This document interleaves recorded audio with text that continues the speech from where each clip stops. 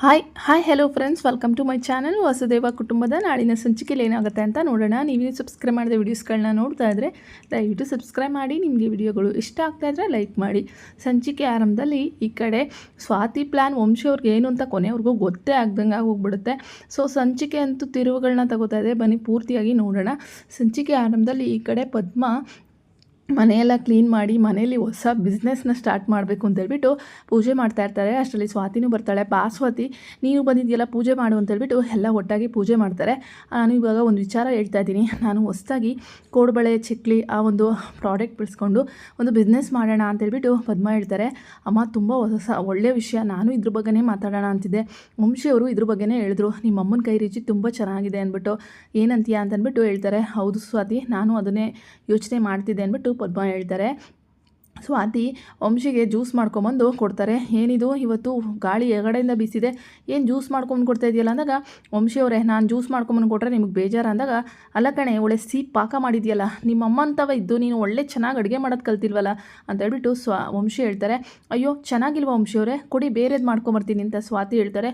ಅಬ್ಬಬ್ಬಾ ಇದೇನಿದು, ನೀನೇನ ಇದು ಈ ಥರ ಚೇಂಜಾಗಿ ಮಾತಾಡ್ತಿದ್ಯಾ? ಅದೇ ಮೊದಲೆಲ್ಲ ಈ ಥರ ಹೇಳಿದರೆ ನನಗೆ ಮಾಡೋಕ್ಕೆ ಬರೋದೇ ಹಿಂಗೆ, ಬೇಕಾದರೆ ಮಾಡ್ಕೊಂಡು ಕೂಡಿರಿ ಅಂತ ಹೇಳ್ತಿದ್ದೆ, ಈಗೇನು ಇಷ್ಟು ತಣ್ಣಗಾಗ್ಬಿಟ್ಟಿದೆಯಲ್ಲ ಅಂದಾಗ, ಹಾಗೆ ವಂಶಿಯವರೇ ನಾನು ನಿಮಗೆ ಟ್ಯಾಂಕ್ಸ್ ಹೇಳಕ್ಕೆ ಬಂದೆ ಅಂದಾಗ, ಏನು ಟ್ಯಾಂಕ್ಸ್ ಅಂದಾಗ, ನಮ್ಮ ಮನೆಯವ್ರಿಗೆಲ್ಲ ನೀನು ಎಷ್ಟೊಂದು ಒಳ್ಳೇದು ಮಾಡಿದ್ಯಾ ಅಂದಾಗ, ಅವ್ರು ನಿಮ್ಮ ಮನೆಯವರಲ್ಲ ನಮಗೂ ಮನೆಯವರೇ, ನನ್ನ ಮನೆಯವ್ರು ಇದ್ದಂಗೆ ಅವರು ಅಂತೇಳ್ಬಿಟ್ಟು ವಂಶಿ ಹೇಳ್ತಾರೆ.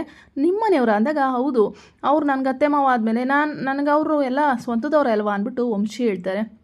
ಇನ್ನು ಮನೆಯಲ್ಲಿ ಯಾವ ಹೆಸರಿಡಬೇಕು, ಏನು ಪ್ರಾಡಕ್ಟ್ ತಯಾರು ಮಾಡಬೇಕು ಅಂತೇಳ್ಬಿಟ್ಟು ಕುಮಾರೆಲ್ಲ ಯೋಚನೆ ಮಾಡ್ತಾ ಇರ್ತಾರೆ.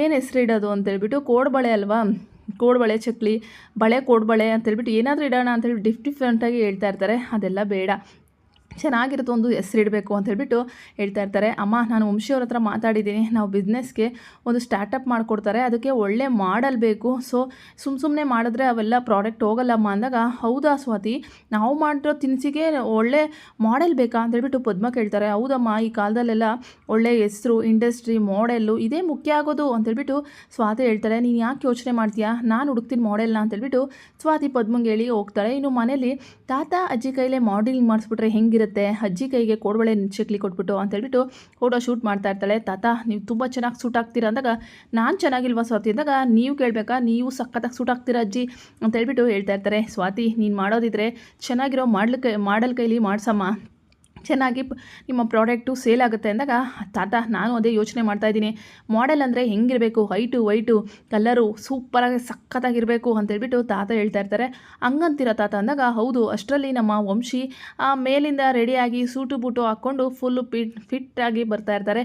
ನೋಡಮ್ಮ ಅಲ್ಲಿ ಸ್ವಾತಿ, ನಮ್ಮ ವಂಶಿ ಬರ್ತಾ ಇದ್ದಾನೆ ನೋಡು, ಅವನು ಮಾಡೆಲ್ಲು ಅಂದರೆ ನೋಡು ಹೇಗಿದ್ದಾನೆ, ಒಳ್ಳೆ ಹೀರೋ ಇದ್ದಂಗೆ ಇದ್ದಾನೆ, ನೀನು ಬೇಕಾದ್ರೆ ಮಾಡೆಲ್ಲು ಅಂತ ಅಂದ್ಕೊಂಡ್ರೆ ಅವ್ನಿಗೆ ಮಾಡೆಲಿಂಗ್ ಮಾಡಿಸ್ಬಿಡಮ್ಮ, ಅಷ್ಟು ಚೆನ್ನಾಗಿ ಕಾಣಿಸ್ತಾ ಇದ್ದಾನೆ ವಂಶಿ ಅಂತೇಳ್ಬಿಟ್ಟು ತಾತ ಹೇಳ್ತಾರೆ.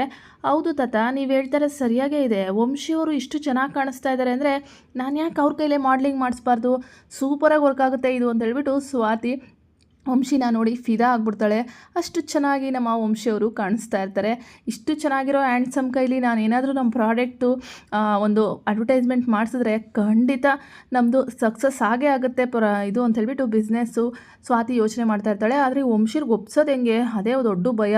ವಂಶಿಯವರು ಸಖತ್ತಾಗಿ ಸೆಟ್ ಆಗ್ತಾರೆ, ಆದರೆ ಒಪ್ಸೋಕ್ಕಾಗಲ್ವಲ್ಲ ಅಂತೇಳ್ಬಿಟ್ಟು ಒಂದು ಪ್ಲ್ಯಾನ್ ಮಾಡಲೇಬೇಕು ಇದಕ್ಕೆ ಅಂತೇಳ್ಬಿಟ್ಟು ಯೋಚನೆ ಮಾಡ್ತಾ ಇರ್ತಾಳೆ. ಏನು ಹೇಳ್ತೀಯಮ್ಮ ಸ್ವಾತಿ, ವಂಶಿ ಸೆಟ್ ಆಗ್ತಾನೆ ಅಂದಾಗ, ಪರ್ಫೆಕ್ಟ್ ತಾತ, ಪರ್ಫೆಕ್ಟಾಗಿ ಸೆಟ್ ಆಗ್ತಾರೆ, ಇವರೇ ನಮ್ಮಮ್ಮ ಮಾಡೋ ಬಿಸ್ನೆಸ್ಗೆ ಇವರೇ ಮಾಡೆಲ್ ಅಂತೇಳ್ಬಿಟ್ಟು ಸ್ವಾತಿ ಹೇಳ್ತಾ ಇರ್ತಾಳೆ. ಮತ್ತು ಸುಮ್ಮನೆ ನನ್ನ ಮೊಮ್ಮಗ ಅಂದರೆ ಅಂತೇಳ್ಬಿಟ್ಟು ತಾತ ಹೇಳ್ತಿರ್ತಾರೆ. ಇನ್ನು ಪದ್ಮಾರು ಚಕ್ಲಿ ನಿಪ್ಪಟ್ಟು ಎಲ್ಲನೂ ಸಹ ಮಾಡ್ತಿರ್ತಾರೆ. ಪ್ರೀತಿ ನೀನು ಜಾಸ್ತಿ ತಿನ್ನಬೇಡ ಅಂತೇಳ್ಬಿಟ್ಟು ಹೇಳ್ತಾರೆ. ಅಮ್ಮ ನೀನು ಮಾಡಿದ ಕೋಡ್ಬಳೆ ನಿಪ್ಪಟ್ಟೆಲ್ಲ ತಿಂದವರು ಇನ್ನೂ ಬೇಕು ಅಂತ ಇರ್ತಾರೆ ಅಂತೇಳ್ಬಿಟ್ಟು ಪ್ರೀತಿ ಹೇಳ್ತಾ ಇರ್ತಾಳೆ. ಹಾಗಂತ ನೀನೇ ಎಲ್ಲ ಜಾಸ್ತಿ ತಿನ್ನೋಕೆ ಹೋಗಬೇಡ, ಹೆಸರಿಡಬೇಕು ಅಂತಿದ್ವಲ್ಲ, ಏನು ಹೆಸರಿಡೋದು ಒಂದು ಗೊತ್ತಾಗ್ತಿಲ್ವಲ್ಲ ಅಂತೇಳ್ಬಿಟ್ಟು ಹೇಳ್ತಾ ಇರ್ತಾರೆ. ಅಷ್ಟರಲ್ಲಿ ಸ್ವಾತಿ ಬರ್ತಾಳೆ. ಒಳ್ಳೇದೊಂದು ಹೆಸರು ಇಡಲೇಬೇಕು ಅಮ್ಮ ಅಂತೇಳ್ಬಿಟ್ಟು ಯೋಚನೆ ಮಾಡ್ತಾ ಇರ್ತಾರೆ. ಏನು ಹೆಸರು ಇಡೋದು, ಕೋಡ್ಬಳೆ ಅಂತ ಇಟ್ಬಿಡೋಣ, ಪದ್ಮ ಕೋಡ್ಬಳೆ ಅಂತ ಇಡೋಣ, ಏನೂ ಅರ್ಥನೇ ಆಗ್ತಲ್ವಲ್ಲ ಸ್ವಾತಿ ಅಂದಾಗ, ಅಕ್ಕ ಇದಕ್ಕೆ ನಾನು ಸೂಪರಾಗಿರೋ ಮಾಡ್ಲನ್ನ ಹುಡುಕಿದ್ದೀನಿ, ನೀವೇನು ತಲೆ ಕೆಡಿಸ್ಕೋಬೇಡಿ ಅಂದಾಗ, ಮಾಡೆಲ್ಲ ಯಾರದು ಅಂತೇಳ್ಬಿಟ್ಟು ಗೀತಾ ಅವರೆಲ್ಲ ಕೇಳ್ತಾ ಇರ್ತಾರೆ. ಹೇಳ್ತೀನಿ ನಾನು ನಿಮ್ಗೆ ಯಾಕೆ ಈ ಬಿಸ್ನೆಸ್ಗೆ ಮಾಡ್ಲು ಬೇಕು ತಾನೆ, ಸೊ ಅದು ನೀವು ತಲೆನೇ ಕೆಡಿಸ್ಕೋಬೇಡ್ರಿ, ನಾನೇ ಹೇಳ್ತೀನಿ ಅಂದ್ಬಿಟ್ಟು ಸ್ವಾತಿ ಹೇಳ್ತಿರ್ತಾಳೆ.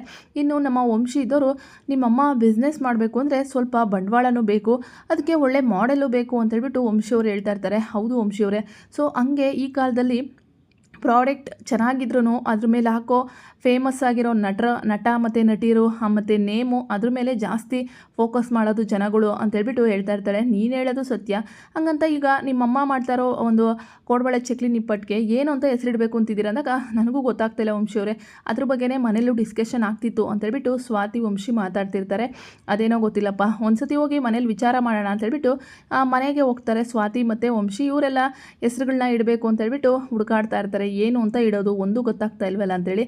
ಅತ್ತೆ ನೀವ್ಯಾಕೆ ನಾನು ಹೇಳೋ ಹೆಸರು ಇಡಬಾರ್ದು, ಪದ್ಮ ಅಂತೇಳ್ಬಿಟ್ಟು ಇಟ್ಬಿಟ್ರೆ ಪದ್ಮ ಕುಕ್ಕೀಸ್ ಅಂತ ಏನಾದರೂ ಇಟ್ಟಿದ್ರೆ ಅಂದಾಗ ನನ್ನ ಹೆಸ್ರಾ ಬೇಡ ಕಣಪ್ಪ ಅಂದಾಗ ಮತ್ತೆ ಇನ್ನೇನು ಅಂತ ಇಡೋದು, ಇಲ್ಲ ಅಂದರೆ ಪದ್ಮ ಆ್ಯಂಡ್ ಡಾಟರ್ಸ್ ಅಂತ ಇಟ್ಬಿಟ್ರೆ ತುಂಬ ಚೆನ್ನಾಗಿರುತ್ತೆ ಅಂದಾಗ ಆ ಹೆಸ್ರಾ ಬೇಡ ನನ್ನ ಹೆಸರಿಂದ ಇಡೋದು ಬೇಡ, ಬೇಕಿದ್ರೆ ನಮ್ಮ ಯಜಮಾನ್ರ ಹೆಸರಿಂದ ಬೇಕಾದ್ರೆ ಇಡ್ಬೋದು, ವಸು ಆ್ಯಂಡ್ ಡಾಟರ್ಸ್ ಅಂತ ಅಂದ್ಬಿಟ್ಟು ಅಂದಾಗ ತುಂಬ ಚೆನ್ನಾಗಿದೆ ಹೆಸರು ಅಂದಾಗ ಚೆನ್ನಾಗಿದೆಯೋ ಹೆಂಗೋ ಅಂದಾಗ ಇಲ್ಲ ಅತ್ತೆ ತುಂಬ ಚೆನ್ನಾಗಿದೆ ಹೆಸರು, ಮಕ್ಳಿಗೆ ಒಂದು 4 ಜನ ಈ ಒಂದು ಬಿಸ್ನೆಸ್ ಮಾಡ್ತಾ ಇದ್ದಾರೆ ಅಂತ ಬೇರೆ ಲೇಡೀಸ್ಗಳಿಗೂ ಗೊತ್ತಾದರೆ ಅವ್ರಿಗೂ ಸಹ ಒಂದು ಪುಷ್ ಮಾಡ್ದಂಗೆ ಆಗುತ್ತೆ, ಅವರು ಹೊಸ್ದಾಗಿ ಬಿಸ್ನೆಸ್ನ ಸ್ಟಾರ್ಟ್ ಮಾಡೋಕ್ಕೆ ತುಂಬ ಚೆನ್ನಾಗಿರುತ್ತೆ ಅಂದ್ಬಿಟ್ಟು ವಂಶಿ ಹೇಳ್ತಾರೆ. ಈಗ ಏನು ಮಾಡೋದು, ಈ ಒಂದು ಮಾಡೆಲ್ ಬೇಕಲ್ಲ ಅಂತೇಳ್ಬಿಟ್ಟು ಸ್ವಾತಿ ಯೋಚನೆ ಮಾಡ್ತಾ ಇರ್ತಾಳಲ್ಲ, ಅವಾಗ ಸರಿಯಾಗಿ ನಮ್ಮ ವಂಶಿಯವರು ರೆಡಿಯಾಗಿರ್ತಾರೆ.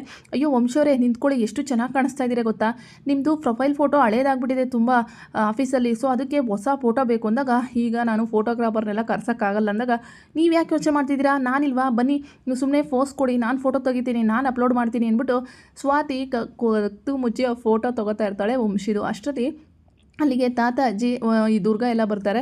ಇದೇನಪ್ಪ ವಂಶಿ ಫೋಟೋ ತೆಗಿಸ್ಕೊತಾ ಇದೆಯಾ ಅಂದಾಗ ಹೌದು ಅಮ್ಮ, ನಂದು ಆಫೀಸ್ ಫೋಟೋ ಏನೋ ಹಳೇದಾಗ್ಬಿಟ್ಟಿದಂತೆ ಈ ಸ್ವಾತಿಗೆ, ಅದಕ್ಕೆ ತೆಗಿತಾ ಇದ್ದಾಳೆ ಅಂತೇಳ್ಬಿಟ್ಟು ಹೇಳ್ತಾರೆ.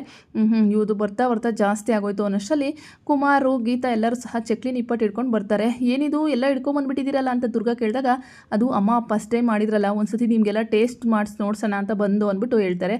ಹೌದಾ ಅಕ್ಕ, ಒಳ್ಳೆ ಟೈಮ್ಗೆ ಬಂದಿದ್ಯಾ, ತಗೊಳ್ಳಿ ವಂಶಿಯವರೇ ತಿಂದು ನೋಡಿ ಹೇಗಿದೆ ಅಂತೇಳ್ಬಿಟ್ಟು ಸ್ವಾತಿ ವಂಶಿ ಕೈಗೆ ಒಂದು ಕೋಡ್ಬಳೆ ಕೊಟ್ಟು ಕೊಡ್ತಾಳೆ. ಅವರು ತಿನ್ನಬೇಕಾದ್ರೆ ಫೋಟೋಗಳನ್ನೆಲ್ಲ ಕ್ಲಿಕ್ ಮಾಡ್ಕೊಂಡ್ಬಿಡ್ತಾಳೆ. ಅಂದರೆ ಮಾಡೆಲ್ಲು ನಮ್ಮ ವಂಶಿಯವರೇ, ಆದರೆ ಮಾಡೆಲ್ಗೆ ವಂಶಿಗೆ ಗೊತ್ತಿರಲ್ಲ ಅವ್ನು ಮಾಡೆಲ್ಲು ಅಂತ ಹೇಳ್ಬಿಟ್ಟು. ಸೊ ಫೋಟೋ ಎಲ್ಲ ಕ್ಲಿಕ್ ಮಾಡಿಕೊಂಡು ವಾವ್ ಸೂಪರ್ ಮಾಡೆಲ್, ಇದನ್ನು ಹಾಕ್ಬಿಟ್ರೆ ಪ್ಯಾಕೆಟ್ ಮೇಲೆ ಫುಲ್ಲು ಪಬ್ಲಿಸಿಟಿ ನಮ್ಮದೇ ಅಂತೇಳ್ಬಿಟ್ಟು ಸ್ವಾತಿ ಯೋಚನೆ ಮಾಡ್ತಿರ್ತಾರೆ.